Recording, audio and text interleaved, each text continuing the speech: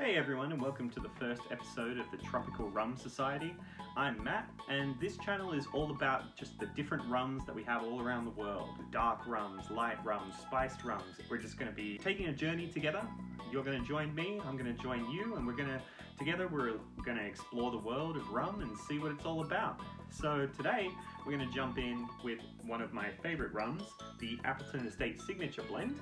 From there, we'll go and we'll journey around the world. We'll go through the Caribbean, we'll go to Australia, we'll go anywhere that you can find rum, and we're going to give it a taste. We'll give it a bit of a backstory on each one as well, so that we can understand the different ways that rums are made, and all of that fun stuff we're going to do together. So can't wait to get started. Let's jump right in with Appleton Estate. Today we're going to get started with the Appleton Estate Signature Rum, which is one of my personal favorites. It's got quite a massive following around the world, probably because it's a really well-known rum, but also it's a tasty rum as well from the times that I've had it before. So Appleton Estate is a sugarcane estate and distillery in the Nassau Valley in Jamaica. They sit atop a limestone formation, which gives them this really unique, fertile soil which grows sugarcane very well. And then along with the tropical nature of Jamaica, that makes for a really great place to grow that sugarcane, which can then be turned into the rum. The Appleton aged rums are made from a fermented mash of molasses, and it gives them a really signature characteristic flavor, as well as being that Jamaican pot-stilled way of doing things, which gives them that really unique and funky Jamaican vibe. And Appleton Estate actually is one of the oldest rum distilleries around. They started up in 1749, which makes them the oldest in Jamaica and one of the oldest in the world. This particular rum that we're going to be trying today, their signature blend, is a blend of 15 different rums that have all been aged in American oak barrels, and then they get blended together after they've been aged and then matured again a little bit further in some more oak barrels before getting bottled. They have an average age of around 4 years. There's no actual age label on this bottle because of that mixing and blending between them all.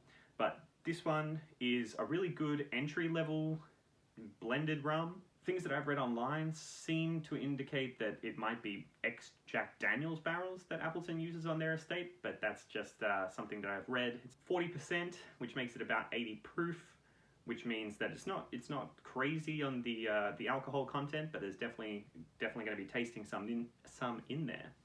But I think that's enough talking about what the history of the estate is and what the rum is actually like.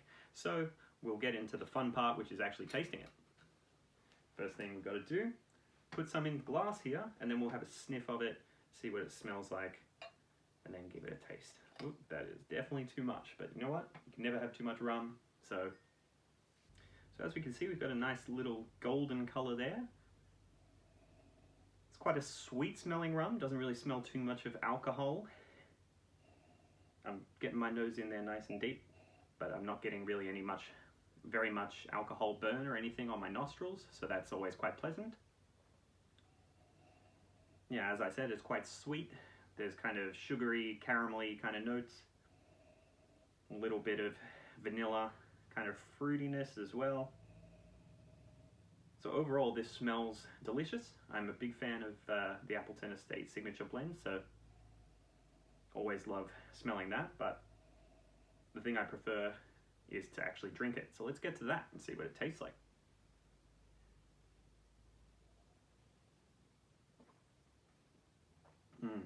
Very nice, very nice.